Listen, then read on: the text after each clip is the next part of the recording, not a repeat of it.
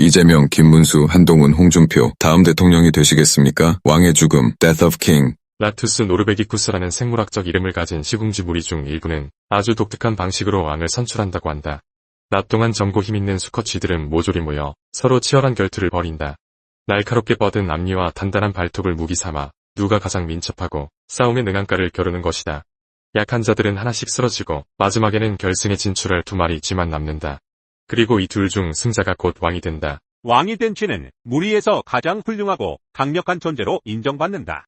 다른 쥐들은 왕에게 고개를 숙이고 복종의 표시로 귀를 뒤로 젖히거나 꽁무니를 보여주며 왕은 그들의 주둥이를 깨물어 충성의 맹세를 받아들인다.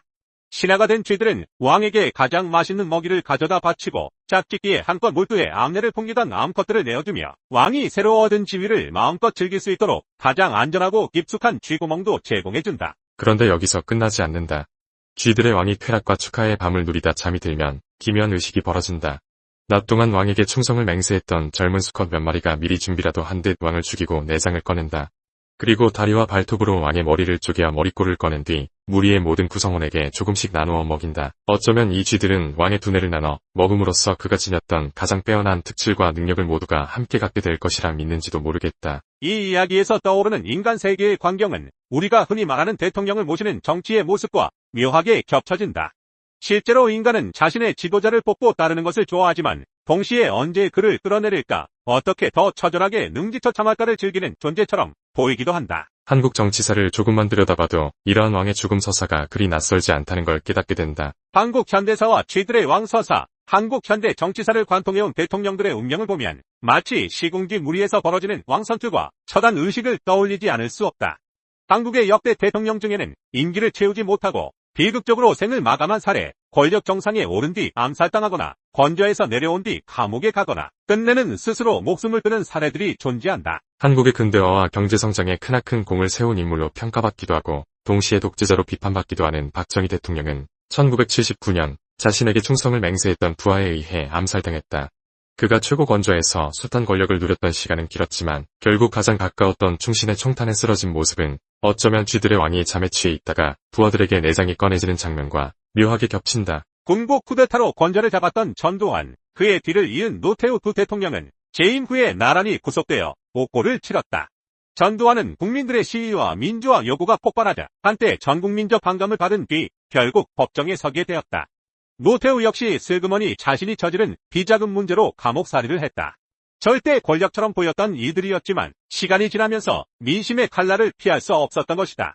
이는 쥐 무리의 왕이 한순간에 무리 전원의 분노를 사서 그 두뇌를 쪼개어 나눠 먹히는 상황과 별반 다르지 않다. 민주주의와 국민통합을 강조했고 언론과 정치 전반에 새바람을 불러일으켰던 노무현 전 대통령도 임기를 마치고 나서 끊임없는 수사와 정치적 공격 속에 살다가 결국 스스로 목숨을 끊었다. 대통령 재임 시절까지만 해도 정의와 개혁의 상징처럼 떠받들던 이들이 그가 임기를 마치자마자 도덕성 문제와 각종 의혹을 집중 포화처럼 퍼부었다. 사람들 앞에서 왕이었던 시절은 순식간에 사라지고 끝내 그에게 남은 것은 고립감과 심적 절망이었다. 언젠가부터 모두가 손가락질하며 돌아선 모습이 잔인하다 싶을 정도로 쥐 무리의 왕 죽이기 풍습을 닮았다. 거대한 재벌 자본과의 결탁 의혹, 국가정보원을 비롯한 권력기관의 사유와 문제 등으로 전직 대통령 2명이 차례로 수감된 사례는 전 세계에서도 매우 드문 일이다. 한때 압도적인 지지를 받으며 성공한 대통령이 되겠다며 권력 서열 1위로 군림했지만 국민들이 등을 돌리고 검찰 조사가 시작되면서 지지자들마저 손을 놔버렸다. 결국 감옥에 들어가거나 수감 생활을 이어가게 된 모습은 빵으로 한껏 추앙받을 때는 모든 쥐들이 맛있는 먹이와 안락한 꿀을 제공하다가 한순간에 머리꼬를 깨뜨리는 쥐들의 행태와 크게 다르지 않다. 이렇듯 한국의 대통령들은 왕관에서 보는 것에 대한 기대감으로 권좌에 오르지만 그 끝은 예외 없이 고통과 비극으로 이어지는 모습을 자주 보여왔다. 정치적 지지자들이 군중의 열렬한 응원과 동시에 반대편 사람들의 증오가 뒤섞이며 시간이 흐르면 그 누구도 피할 수 없는 하차와 청산의 무대가 찾아온다. 왕이 되겠는가? 그 제안이 정말 달콤한 것인가? 시궁지 무리에서 왕이 된다는 것은 부와 여성, 가장 안전한 굴이라는 온갖 특권을 누리는 일이다. 하지만 동시에 그것은 아주 짧은 순간에 최고라는 허영을 포기할 수 없다면 결국 가장 잔혹한 죽음을 맞게 됨을 의미하기도 한다. 인간 세계에서도 마찬가지다. 군중이 새로운 지도자를 기다리며 왕관을 내밀 때 그것은 영광의 제안처럼 보이지만 그 뒤에는 날선 요구와 끝없는 갈등 조정, 그리고 언제 머리꼬를 깨뜨릴 것인가? 만노리는 수많은 경쟁자가 있다는 뜻이다. 한국 정치에서 대통령이 된다는 것은 표면적으로 온갖 정의를 누리는 듯 보이지만 사실은 당신이 모든 책임을 지라는 무서운 요구이기도 하다. 종종 우리 삶을 좀 더 낫게 만들어달라는 희망이 한 발짝만 지나면 당신이 못하면 곧바로 끌어내리겠다는 위협이 된다. 게다가 시간이 지나면 지날수록 새로운 비리나 과오가 폭로되고 자리를 비우는 순간 검찰과 언론, 시민단체가 왕의 죽음을 준비하듯 달려든다. 박정희, 전두환, 노태우, 노무현, 이명박, 박근혜. 이들 대통령의 말로가 한국 민중에게 줄곧 회자되고 회의감을 불러일으키는 것은 인간이 군주의 몰락을 은밀히 즐긴다는 역사적 아이러니를 여실히 보여준다. 왕으로 뽑고 가장 앞자리에 세우고 칭송하고 기념비를 세우던 사람들이 어느 순간 왕을 자랑스러워하기보다는 오히려 그를 비난하고 심지어는 반인륜적인 광경을 상상하며 희열을 느끼는 듯한 그 모순된 태도를 인간사는 늘 반복해왔다. 왕이 되겠습니까?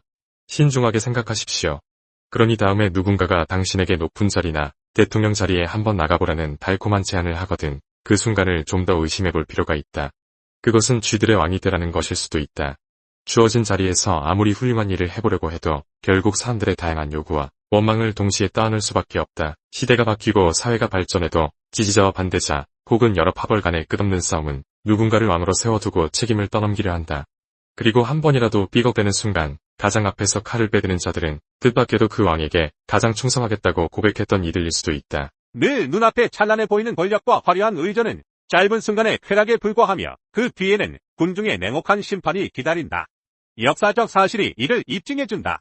현직 대통령이 될 때마다 지지자들의 폭발적 환호가 쏟아지고 세상 바뀐 시대를 외치던 언론과 지식인들은 몇 년 뒤 마치 손바닥 뒤집듯 이제 너도 끝장이다라는 목소리를 내기 시작했다. 그러니 왕의 죽음이라는 이야기를 다시금 곱씹어볼 필요가 있다. 쥐들의 왕이 되어 잠시 영광을 누리는 대신 결말이 비참하게 돌변하는 세계를 우리는 오랫동안 현실 정치 무대에서 목격해왔다.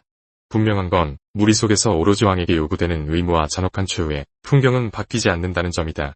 달콤한 제안 뒤에 숨어있는 머리꼬를 쪼겨 내놓아라라는 무시무시한 경고를 깨닫지 못한다면 당신 역시 그 쥐들의 서사의 또 다른 희생자가 되고 말 것이다. 그러므로 누군가가 당신에게 대통령 자리에 나가라며 유혹할 때 또는 권력의 정점에 오르라며 부추길 때 꼭 한 번쯤은 이 왕의 죽음 이야기를 떠올리길 바란다.